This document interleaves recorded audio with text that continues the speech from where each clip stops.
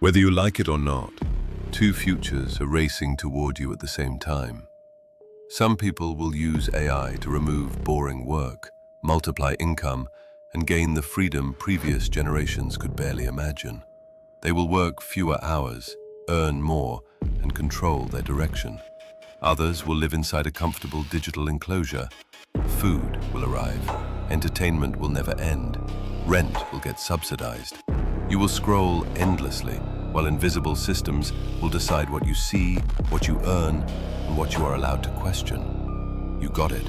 They will live in the human zoo. It's only up to you which of the groups you will join. I made this video because fear without direction destroys momentum. You deserve clarity? You deserve clarity. I will show you how to survive and prosper while others are living like they are NPCs. Let us speak honestly about what already happens around you. Your salary can drop fast. Your rent does not. Your food does not. Your debt does not. Companies cut labor first because it protects margins. Profits can rise while everyday life tightens. People keep spending through credit for a while. Pressure builds quietly. The economy can look fine on paper, while real life feels heavier each month. That emotional mismatch creates anxiety because your instincts detect danger before headlines admit it. I wanted to understand whether this feeling has data behind it, so I ran a simple analysis. I compared US unemployment data from the Bureau of Labor Statistics with estimated ChatGPT usage growth based on traffic data from SimilarWeb and Statista. The raw correlation came out at 0.82. The conclusion stays clear. The correlation between fewer jobs and ChatGPT user growth is a warning sign already. But it is only a beginning. Adoption moves faster than layoffs. The wave hits later, not at the moment of invention. That delay is dangerous because it creates false calm. The first visible damage hits the bottom of the career ladder. Entry roles disappear first because AI handles basic tasks well. These roles used to train people. Without them, young workers struggle to build experience. This already happens. Job listings demand years of experience for roles that used to teach those skills. If this trend deepens, young people lose the doorway into careers almost completely. While this pressure grows for real humans, synthetic workers already compete for income. Lil Michaela, a virtual influencer covered by Business Insider, Wired, and The Guardian, reportedly generates over $10 million per year. Aitana Lopez, described by El País and Marca as an AI-generated model, reportedly earns around €3,000 per month on average, with peaks near 10,000. Karen AI, an AI companion priced at $1 per minute, reportedly generated more than $70,000 in about 1 week, according to Business Insider and Fortune. These entities do not age. They do not sleep. They scale infinitely. They compete directly for attention, income, and influence. That single fact shows where power flows. The true currency shifts away from effort and toward access. Access to platforms, access to distribution, access to compute, access to identity. People who control access gain leverage. People who depend on access stay fragile. You already see this pattern in app stores, social feeds, payment systems, and cloud infrastructure. And power always attracts abuse. The FBI has issued warnings about deepfake voice scams used to impersonate executives. Cybersecurity firms such as Experian report rising synthetic identity fraud aimed at financial systems. Investigative journalists have documented cases of hidden GPU clusters and electricity theft used for unauthorized AI workloads. Every technological leap creates opportunity and also creates a shadow economy. Now we reach the ideas that feel extreme, yet stick in your mind because they feel emotionally real. Nick Bostrom describes a future where people live inside perfectly pleasurable digital environments. Every desire gets satisfied. No rebellion exists because nobody feels enough pain to resist. Comfort becomes the cage.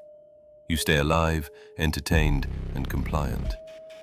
Shoshana Zuboff explains how control rarely arrives through a sudden dictatorship. It grows slowly through surveillance and nudges. Algorithms shape what you see, what you buy, who you date, and what you believe. You still feel free while your behavior gets quietly guided. Eliezer Yudkowsky warns about a world where humans survive physically, yet lose all meaningful agency. You receive safety, healthcare, food, and entertainment, yet every important decision gets made elsewhere. You exist, yet you do not steer. These ideas resonate because people already sense shrinking control over work, income, algorithms, and platforms. So the question becomes practical. How do you avoid becoming passive inside this system and instead thrive inside it? You need a strategy that works across futures. First, stop trying to compete at the level of tasks. Tasks get automated. Compete at the level of leverage. Follow Singularity on Reddit to track new breakthroughs. Learn N8N to automate workflows. Test each new major LLM released. People who experiment early develop instinct for what tools truly do. That instinct becomes power because companies and clients pay for understanding, not for basic execution. Second, build your own direct connection to people. Whether you are a doctor, cleaner, designer, teacher, or marketer, ask yourself one simple question. Do you have an email list? If the answer is no, start building it today. Platforms change rules constantly. Algorithms shift constantly. Direct relationships stay. An email list, a community, or a personal audience protects you because you control communication. That control gives you resilience when platforms shift. Third, diversify income. In simple terms, relying on one paycheck means one failure point. If that job disappears, everything collapses at once. Instead, aim for 2 or 3 small streams. One could be your main job, another could be freelance work, another could be a small digital product. Each stream does not need to be huge. Together, they create stability because losing one does not destroy everything. Fourth, prioritize ownership wherever possible. Ownership of skills, ownership of audience, ownership of products, ownership of intellectual property.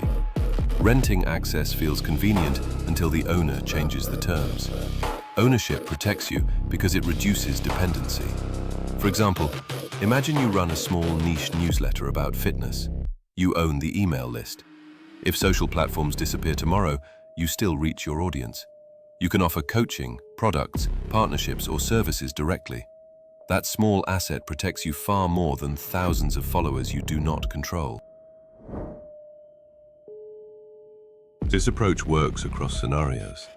If the future becomes optimistic, you benefit because you hold leverage and adaptability. If the future becomes darker, you still benefit because you own relationships, skills, and options. You do not need to predict whether universal basic income arrives. You do not need to predict which platform wins. You do not need to predict which company dominates AI. You need to position yourself so you stay valuable in chaos. I believe the people who thrive will share 3 traits: constant learning, direct ownership, and diversified income. These traits worked during the rise of the internet. They work during the rise of social media. They will work during the rise of AI. You do not need to outsmart machines. You need to outposition the transition. You can remain passive and hope the system treats you kindly, or you can build leverage while others scroll. I made this video so you can choose leverage. Like this video and subscribe for more.